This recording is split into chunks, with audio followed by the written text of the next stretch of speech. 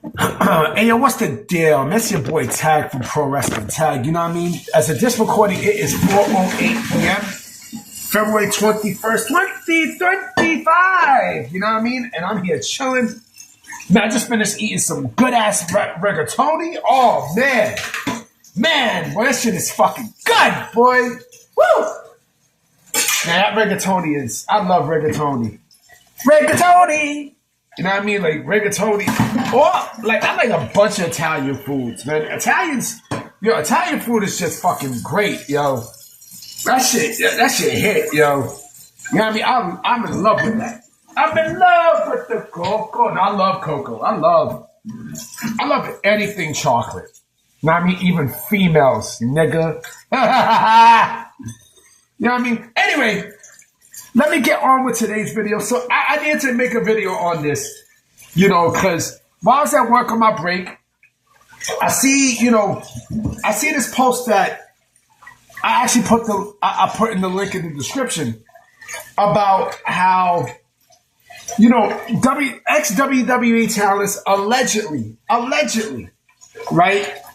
They go into situations where because they have quote unquote WWE trauma, that they don't want to do jobs and they don't want to, you know, lose to people and put people over, right?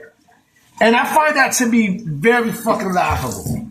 Number one, I find it to be laughable because,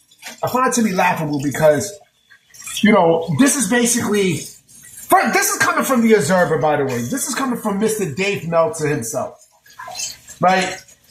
Or Brian Alvarez, but it's mostly Meltzer. How they state that, you know, WWE talent, ex-WWE talent, because of past experiences with, you know, with stuff, they don't want to do jobs for people, right? Not even in AEW or the Indies, because they're like, oh, I'm an ex-WWE guy, so, you know, you got to push me or blah, blah, blah, blah, blah. That's bullshit. You want to know where all this comes from? All this really comes from is, you know, Tony paying these fucking people to, you know, to help protect the rights of AEW. That's basically what the fuck it is. So with Meltzer, Sap, and all these other pieces of shit, right? Whenever there's a problem, right? And when it's in their face, who the fuck do they call on? You know, they call on Meltzer. You know, they call on Sap. They call on these pieces of shit. Now I need to fan the flames. And again, like, this basically proved my point. This proves my point. Because the fact that you're going to sit there and say, well, ex-WWE guys, they don't want to be, you know, they don't want to lose or to put people over and shit like that. That shit is the funniest thing I've ever heard, yo. How many ex-WWE guys in AEW right now? Right, that Tony Khan uses, you know, a lot of them, if almost all of them, right? And he's basically, you know, pushing them more than his AEW guys, right? His AEW quote unquote OGs and shit like that, right? And it's the funniest thing because, you know, this sounds like a hypocritical thing. Where this comes from is, you know, they want to make people like Aleister Black look bad. Miro look bad, right? Or whoever is a you know, either ex-WWE guy in AEW or someone who's a free agent. And fuck it, even in the indies. Shit, let's go a little bit more further, right? Let's go to 10 years ago, right? Remember when Cody Rhodes was released from WWE? Remember when he left WWE, right? And, you know, he went to the independents. He went to Ring of Honor, right? And he made a big name for himself. He joined the Bullet Club. He started the Elite. He did All In and such, you know. And, of course, he founded AEW, right? Was Cody selfish in that and not want to, you know, not wanting to put people over and stuff? No. And mind you, he was an ex-WWE guy at the time, right? So where the fuck does Dave Meltzer think he's getting this bullshit from? Huh? Where the fuck fuck is he getting that from? Oh, I'm not going to lose because, I don't want to lose because I'm an ex-WWE guy. And no, you're going to book me right. You're going to make me a world champion and blah, blah, blah, blah, blah, blah. Right? That's the funniest shit I've ever heard. Because in that case, every single ex-WWE guy, right, would be a fucking a world champion, wouldn't want to lose. Hell, they don't want to get the Goldberg treatment. Right? They want to get the motherfucking Goldberg treatment and go, 162-0 or shit like that. Right? Or 365-0. I see you wrestling every day for that. Yeah, I can't do that. I can't wrestle every fucking day for the year. I can't do that. But anyway, like I said, I find that to be fucking hilarious. That is one of the funniest things I heard. Like, that's one of the funniest things I've read all fucking day. All fucking day.